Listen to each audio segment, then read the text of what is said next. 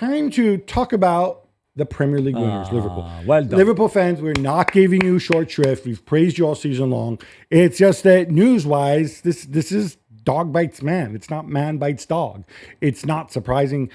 They went to go down against Spurs and then stomped all over them 5-1. We don't need to talk about the game, I think, in any way. But I think it's worth making the point what a tremendous feat this was. And, back in 2018, there's a company called Octagon. There's like sports marketing people. They won a prize because they did some campaign around Liverpool, which had the slogan, like, "This means more." And a lot of people made fun of it. I think rightly so, because ultimately to any fan, it means the same. Yeah. As a feat, purely as a feat, I think this title, from Arne Slot's perspective, means more than the last one that they won under Klopp in the COVID era. I can't speak for the 1980s one because I wasn't covering Liverpool professionally back then. I was a kid. But this title, I think, means more than any other Premier League title since Leicester City in 2015-16. Yeah, I mean, especially because they celebrated this one for 2 titles, really. They could not celebrate the one 5 years ago because of COVID. So this one meant almost like double celebration. It meant twice more, really. And also because after Klopp departed, I think there was a lot of uncertainty for all those fans, even for some of those players, I guess, about what would come next. Nobody probably thought Slot would do this well. They've won as many points already as last season, and they still have 4 games to go.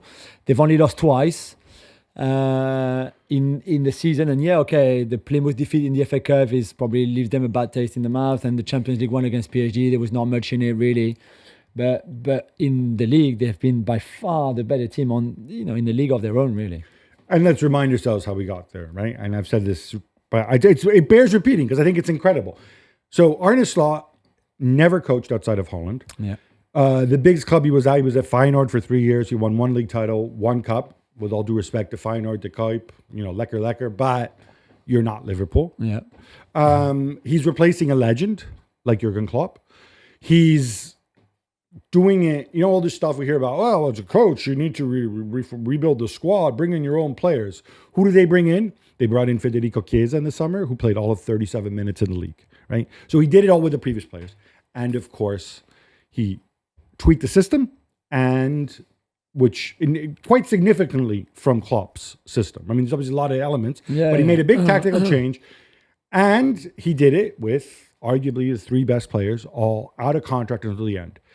The fact that did not allow them, that did not become a public distraction or even an on-the-pitch distraction, which is really difficult to do. That is a testament to the professionalism of Trent Alexander, Virgil van Dijk, and Mohamed Salah, to the club, Michael Edwards, Richard Hughes, Billy Hogan, whoever was dealing it on the other side, the agents involved.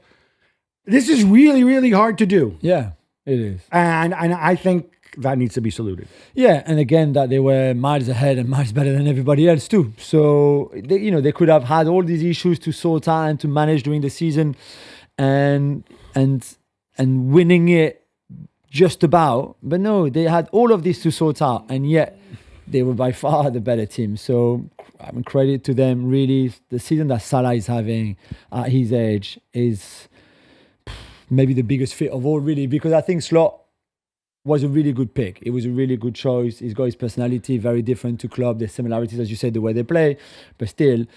But to see Salah and even Van Dijk at this level at their age, when maybe we didn't see it coming, was even more impressive, I think. Slot, of course, another one of our favorites, bald Dutch managers. Absolutely. Except this one's actually really good. Yeah. I like the fact that afterwards he gave credit to Jurgen Klopp. He even sang the little Klopp song that Klopp had dedicated to him. Again, easy to be lovey-dovey after you've won, but sure.